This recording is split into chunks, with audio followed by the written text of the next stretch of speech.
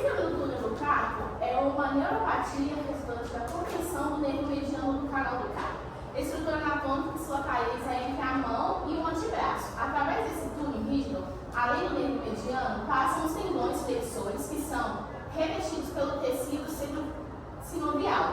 Qualquer situação que aumente a pressão dentro do canal provoca a compressão do nervo mediano e da síndrome do túnel do carpo. A causa principal dela é por movimentos repetitivos, principalmente pessoas que trabalham muitas horas no computador e pessoas que trabalham com instrumentos musicais. Existem também traumas como quedas e fraturas inflamatórias, que são as artrites, e hormonais e medicamentosos. Tumores também são entre os possíveis sintomas, mas eles são menos que acontecem. E os dados nas pessoas que mais são acometidas por essa doença. A síndrome do túnel do carpo é formada por uma neuropatia, como eu falei, do nervo mediano, que é responsável por 90% de todas as neuropatias. Ela afeta de 4,5% da população, especialmente em idades de 40 a 60 anos. A taxa de prevalência maior é das mulheres, de 9,2%, e entre os homens são de 6% entre 45 a 60 anos. A síndrome tem uma forte associação ocupacionais que envolvem movimentos repetitivos e ferramentas vibratórias. A prevalência da síndrome do túnel do carpo na população é estimada de 3% a 10%.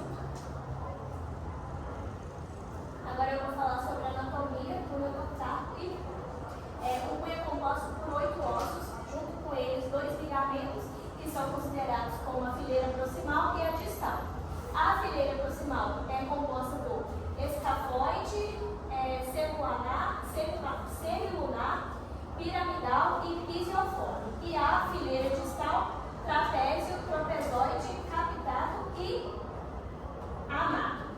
Esses ossos se articulam entre si e com os ossos do antebraço, que é composto pelo rádio e a lomba. Agora eu vou falar sobre os ligamentos, que nada mais é do que cordões que se ligam, trazendo mais firmeza para o punho do braço à mão. Agora eu vou falar sobre o nervo. O nervo mediano nada mais é que o cabo de comunicação da mão, que é passado por um canal chamado túnel do carpo. E sobre os tendões são como cordas que ajudam a dobrar, a movimentar os dedos e as mãos.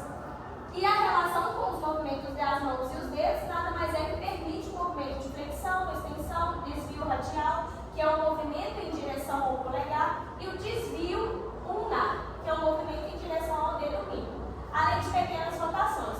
Esses movimentos são fundamentais para posicionar a mão adequadamente com as atividades diárias.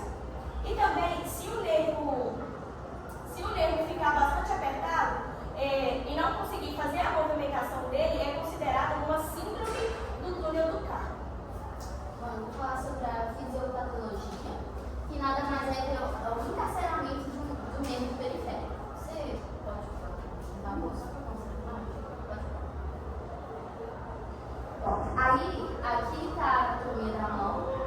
Essa região é chamada de túnel do carpo porque é formada pelos 9 tendões que passam por baixo do ligamento transverso do carpo e por baixo deles, bem no meio, passa o nervo mediano. Então, na fisiopatologia, ocorre essa compressão aqui, que vai comprimir o nervo mediano, impedindo que não passe oxigênio, nutrientes e os impulsos nervosos também. Pode vir colocar lá? Então, assim, aí ocorre essa compressão, então não passa oxigênio, não passa impulso nervoso, e acontece que existem 2 locais de compressão do nervo mediano.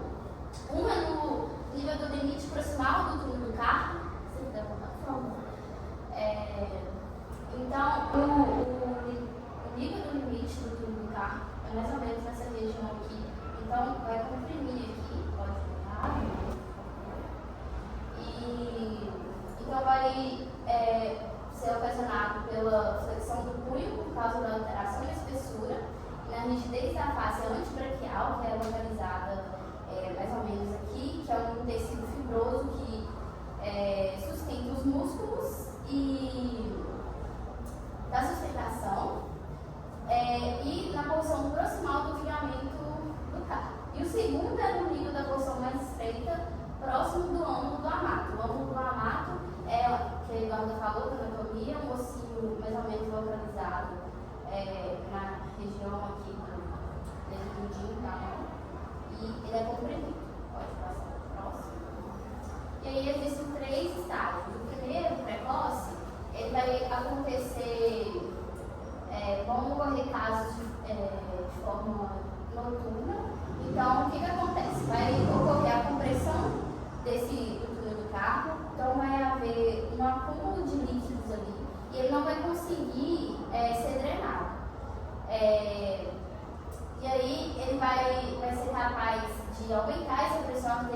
vai impedir o fluxo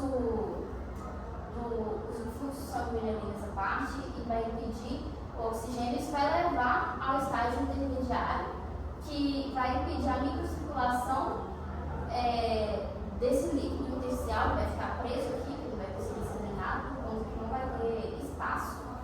E acontece que com esse aumento desse líquido, o nervo mediano sendo comprimido, os impulsos nervosos também são impedidos de passar.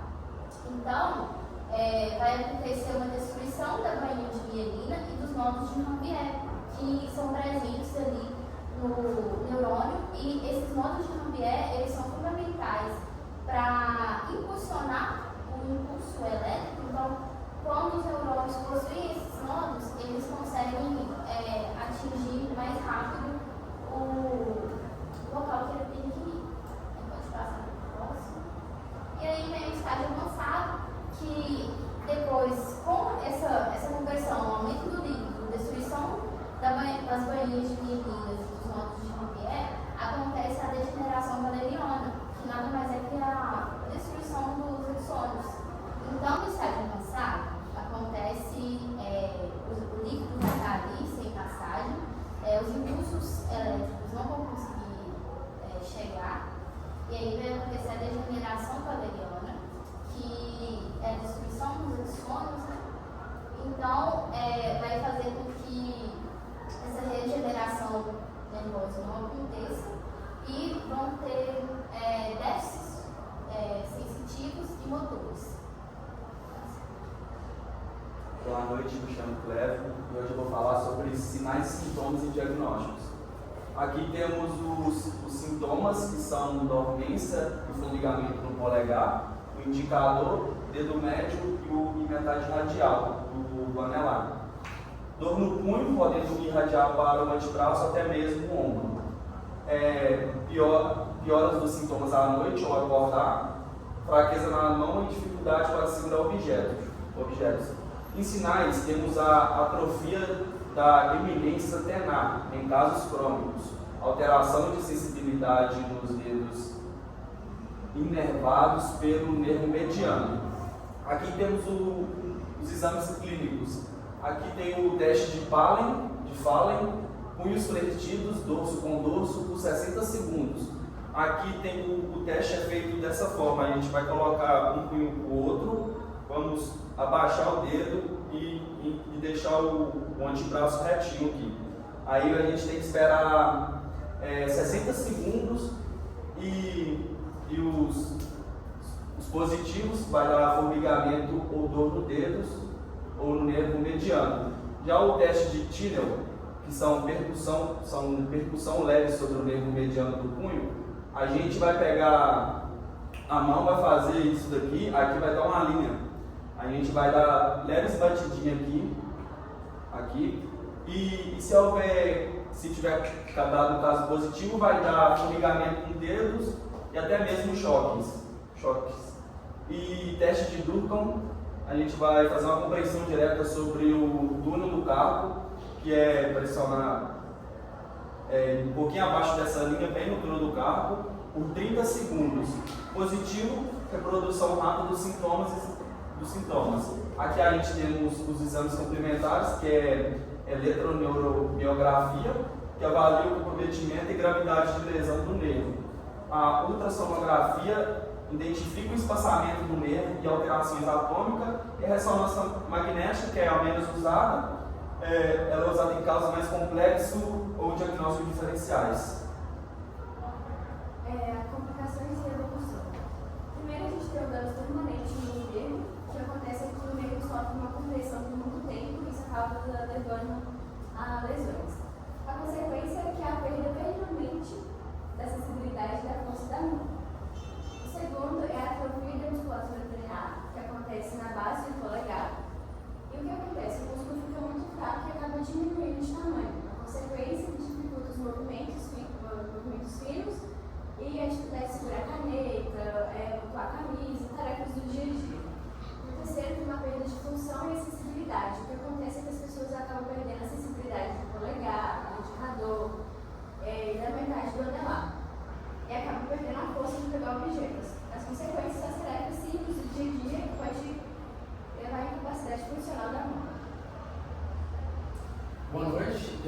conseguir compreender um pouco sobre a evolução, sobre as complicações e alguns testes que foram elaborados, eu vou falar sobre o tratamento e a reabilitação. A gente sabe que a fisioterapia é essencial nesse caso, porque ela vai cuidar, né, do paciente antes de acontecer uma evolução e também vai cuidar depois que houve a complicação. Então nós temos dois tipos de tratamento, que é o tratamento conservador e o tratamento cirúrgico, né?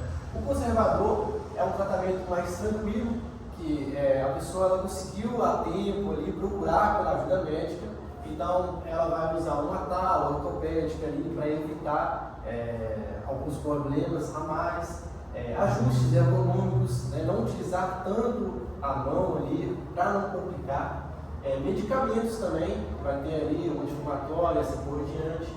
O gelo, que é uma da principal ajuda que a pessoa vai utilizar, porque é um anti-inflamatório, é essencial, e a fisioterapia e a acupuntura.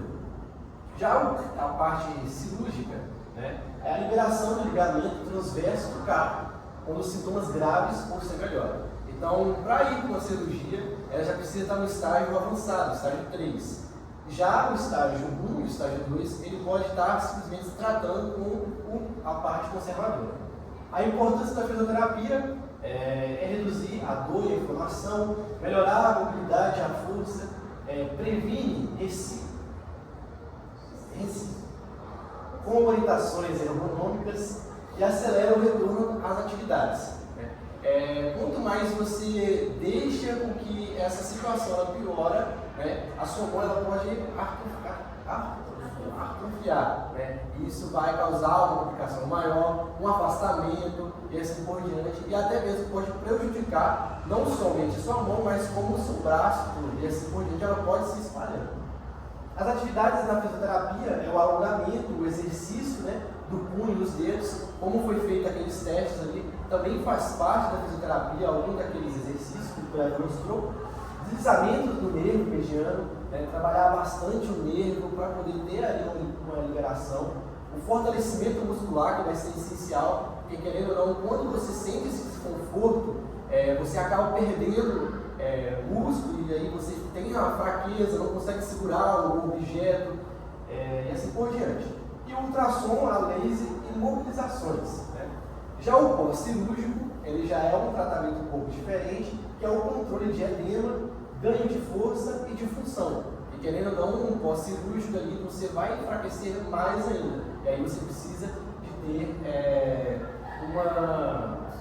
um avanço mais complexo na fisioterapia. Eu vou ver se tá gravando aí, porque eu tô cagando mesmo que não tá. Nossa. Não, você vai ver se coloca machinho. Vai ser.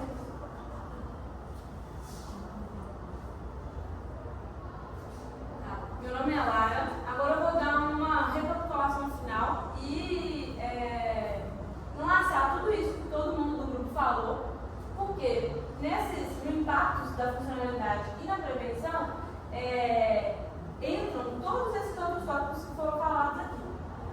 Por quê? Os impactos da funcionalidade. Bom, você vai perder o que a fisioterapia luta para o paciente conseguir é ter maior liberdade de fazer as coisas, né? E nesse caso, igual o Alan falou, que pode atrofiar e tudo mais, ocorre a diminuição, por conta de ocorrer a diminuição da pressão, a gente tem ocorre dificuldade de pegar nos objetos, a pessoa não vai conseguir dirigir mais com tanta facilidade, então ela vai perdendo essa liberdade toda que a amplitude de movimento traz a gente, né? A perda da destreza manual, né? A dormência e o formigamento constante pode até acontecer da pessoa às vezes ter que se ausentar de certas atividades por conta do perigo, porque às vezes essa dormência vai trazer assim, uma paralisação ali naquele movimento, né? Então é importante que o paciente também tenha noção disso. Fadiga muscular precoce, atividade simples, que é o que eu falei agora. Interrupção de atividade no trabalho e lazer, que é o impacto ocupacional que eu falei. Prevenção. A ergonomia no trabalho, ou seja, pessoas que trabalham muito sentadas, sempre ficar atento à posição que está sentado, porque é sempre um bom estar levantando. Aqui também fala sobre as pausas regulares durante as tarefas repetitivas, Ah, estou muito tempo sentado, dá uma levantada, dá uma caminhada, não precisa ser muito tempo, mas é só não permanecer nessa constância com um movimento só por um longo período. Alongamentos e exercícios também são indicados, aquelas bolinhas que a gente que é fácil de encontrar, é muito bom para quem usa muito teclado ou instrumentos. Uso correto de ferramentas para evitar esforço excessivo, evitar movimentos repetitivos prolongados, sem descanso, como falei, e controle de doenças associadas, como diabetes,